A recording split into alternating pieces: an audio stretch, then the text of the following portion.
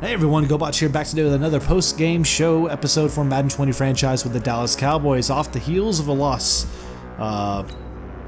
Makes me ticked off and mad about it. But like I said at the end of the last episode, we can't tread on it too much. We gotta realize what the mistakes were. The things that contributed to that loss were our turnovers. We had 5 turnovers. We didn't take the ball away once from the Patriots. So that's the key issues we're dealing with there today. And yes, okay. We sacked him repeatedly. Yes, okay. But we got to learn from those mistakes, y'all, and find ways where I can limit those mistakes. A couple of them I couldn't help. That turnover at the very end with a pick, my guy bounced off his freaking hands and went into their hands. The fumble at the beginning of the game, that's just a fumble, man. But some of those interceptions primarily, those are plays that we're going to have to learn to just avoid. Throw the ball away. Take the sack at times if you need to. So those are things I've got to learn and continue to do.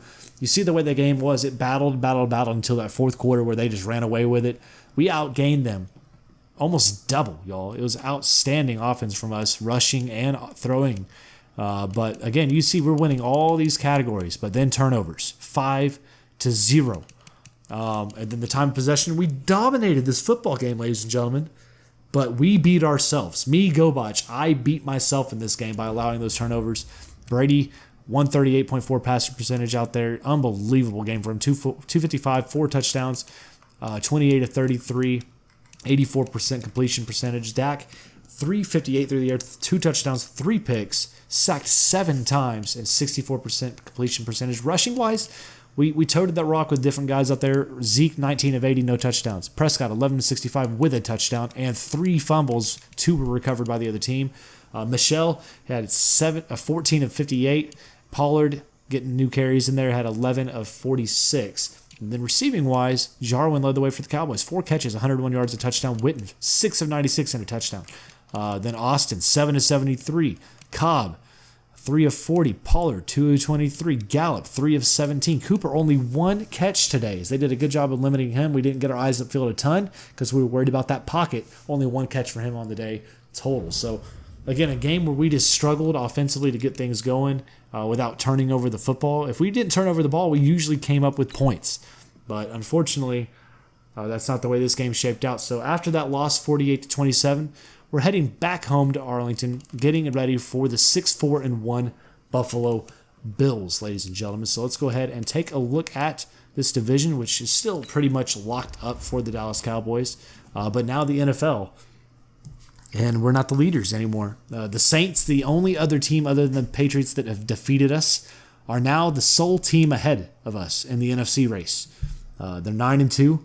Which means we need them to lose and us to continue to win for us to have any shot of being the number 1 seed in the postseason play.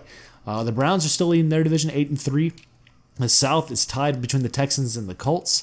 The Patriots now are outright leading the East after defeating us, and the West is controlled right now by the 9-2 Chargers. As far as the North goes in the NFC, the Packers lead that division at 8-3. The Saints still lead the South at 9-2. The Cowboys still dominating our division at 9-2, and then the 7-4 49ers are leading their division in the West. So that's how that's all shaken out there. Let's go ahead and look at the league leaders and all that stuff. Again, the Cowboys, you see us 13th in the league in passing, 17th in touchdowns. Zeke is now 2nd in rushing in the league and is 13th in touchdowns.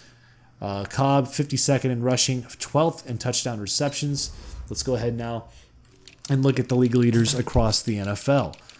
But man, this is just disheartening at times. So Luck is now the top passer in the league with 3,300 yards and 3,337 yards. Can't talk right now. 25 touchdowns and 10 picks. The top touchdown guy, Drew Brees, out there having a career year once again, always. 36 touchdowns and 6 picks for him. Just unbelievable stuff from him. The rookies are doing pretty good as well. Brady now with 13 picks, still leading the league, tied with Fitzpatrick, who's playing horrific out there, not playing good. Top rusher in the league is Kareem Hunt with 1,100 yards and 1,183 yards, 10 touchdowns. Zeke is 2nd, followed by Saquon Barkley. The top touchdown guy is Saquon Barkley with 12. Receiving-wise, still Julio Jones, the only other receiver right now with over 1,000 yards, 10 touchdowns for him, leads the way. 11 from Chester Rogers is the top of the NFL right now. Tackling-wise, defensively, the top tackler is Josie Joel with over 100. Now Smith at 96. The top sack machine out there is Marcus Lawrence with 20.5 sacks on this season. Just terrific numbers to see out there from those guys.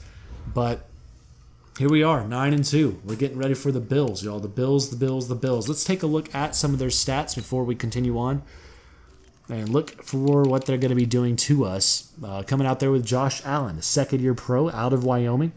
3,000 yards, 25 touchdowns, 6 picks. He's done a pretty dang good job out there running that offense. So we have to keep an eye on the pass game from them.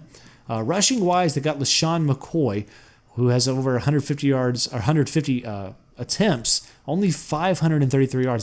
That's not very good out there. 4 touchdowns. Yeldon has got a little bit out there, 3 touchdowns, and then Gus Edwards with 1. So rushing is not the area I'm too concerned about. It's really the pass game we got to stop. And the threats right here we got to worry about Zay Jones, a top receiver out there, 71 catches, 7 touchdowns. Also Cole Beasley, former Cowboy, now bringing it out there with over 800 yards and 7 touchdowns as well. And the Tyler Croft, the tight end, with 7 touchdowns and over 600 yards. And then McCoy and John Brown can bring it as well. So they mix it up out there offensively. Defensively, their top tacklers are Tremaine Edmonds with 88 solo tackles on the year. Tackle for a loss machine out there is Lorenzo Alexander. The sack machine we got to worry about is Lorenzo Alexander as well. As far as picks, they don't force a lot of turnovers. Only 3 picks this season. And fumble recoveries, they only have 1. So they've only forced 4 turnovers on the year. So going into this game, knowing that they are a team that doesn't force a lot of turnovers kind of makes me happy, because we've been facing teams that absolutely force turnovers. And they did last game. That we coughed up the ball 5 times. So if that's not a big issue, that's going to make me happy. The Bills, of course, offensively, not in the top or bottom on any of these categories, which is okay. As far as passing, they're actually in the top 6 in passing. Rushing-wise, they're in the bottom 5, so that makes me happy to see that. Let's go to defense now, see how they do out here. They're not in the top or bottom in that category. They're actually one of the best pass defenses out there, so keep that in mind. Rush defense-wise, they're not very good. They allow a lot of rushing yards, so we may have to gash them with a rush this next week. We'll see if we can do that. Sack-wise, they are not in the top or bottom in sacks, fumbles, and all. They, again, only 1 fumble recovery this year. So that's a weird stat, seeing some of these guys that don't have any fumble recoveries. It's weird.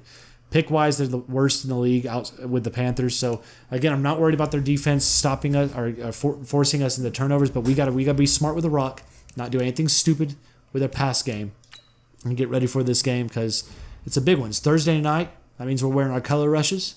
We're going to emphasize... Right now, we're going to emphasize rest to just kind of get our players some time to prepare themselves. So plus the morale for the team. But, man, we got some big stuff coming up. We're going to go ahead and simulate our training today. And see how that goes out. So sim the training. Again, if you don't play the training, it goes to bronze automatically. So let's get those out there right now. See if we got any more player upgrades. We do. We're going to go ahead and upgrade Malik Collins. Get him to be a better run stopper. 75 overall now. Good to see. So this is what we got coming up, y'all. It's Thursday night football at home, week 13 against the Bills. We got to bounce back and get a big win, because we're looking at the finale of our seasons right here. We got Bills, Bears, Rams, Eagles, Redskins. That's a tough finish for me, if you ask me. Okay? I know some of those teams may not be playing very well this season, especially within our division, but the Bears got a really, I think, a steady defense. The Rams, their offense can bring it, and they got Donaldson back there also on defense. Got to worry about him. The Eagles, they're going to bring it, man. That's going to be a tough game for us. And then the Redskins, I think, will be a challenge actually as well, even though they're one of the worst teams in our division. Those 2 teams are the bottom 2 teams in our division. It's a weird year we're seeing right now. But we got to prepare, y'all. This final stretch will either make us or break us as far as being the 1 seed. We're going to make it to the postseason, no doubt about it. We're going to win our division, no doubt about it. But will we rebound and take the steps to grow and be a Super Bowl contender? Will we be able in postseason football to defeat the Saints if we see them again? Will we be able, if we catch Brady in the Super Bowl, to beat Brady? Okay, but the keys we have to stop allowing is me beating myself by throwing stupid passes and taking myself out of the game with just rushing things. I got to slow it down, recognize if I don't see anything open, check to see if I can scramble at first. If it's not there, click that right stick and throw that bad boy away. Live for the punt or the next down. Those are the things I've got to learn how to do, and hopefully I will. But that's it for this post-game episode, y'all. Look forward to the next one coming. In the coming days, we're going to be seeing the Bills at 6-4-1 Thursday night primetime football coming into Dallas at the 9-2 Cowboys. Look forward to that. But if you enjoyed this post-game show episode, leave a thumbs up, comment down below. Again, keep your criticism and all positive down there. I do please that I'll keep eyes on it. I just appreciate this community so much, and I thank you all for being here in and out in every single Madden episode. And even if you're here for all the other stuff too, I appreciate that support as well. But if you liked it, thumbs up, hit that notification bell so you know when I go live, and feel free to subscribe. But thanks all again so much for watching, and y'all have an outstanding day, and I'll see you back here in the next video. Y'all take it easy.